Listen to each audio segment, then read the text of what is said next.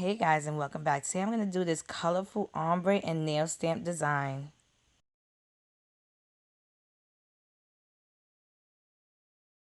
So I'm going to use white by Sinful Colors called Snowy White, a purplish blue also by Sinful Colors called Quick Study, a lilac by Creative Play called A Lilac-y Story, and pink by Wet n Wild. Doesn't have a name, it's just pink.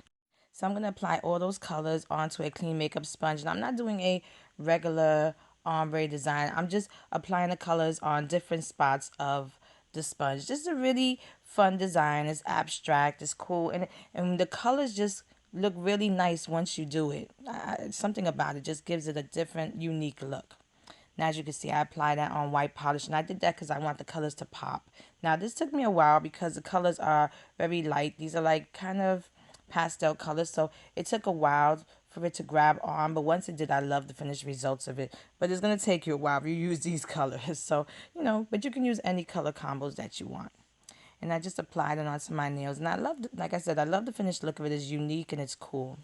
Then using my Buitee Collection's 10 nail plate, I'm going to apply white polish onto this abstract design. I just love this design. I thought it would look really cool on the ombre, and I thought adding white would really bring it all together.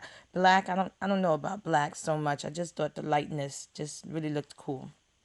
And I applied it onto my nails, and once I was done, I just removed the liquid latex. I cleaned around my nails, and then I applied a quick dry top coat. This is a really fun ombre. Now, I'm not going to say it's easy. It's not easy to do. It takes a while, but once you get the hang of it, it's really fun. And you can do a bunch of different colors. It's all up to you. You can add a bunch or you can add a couple.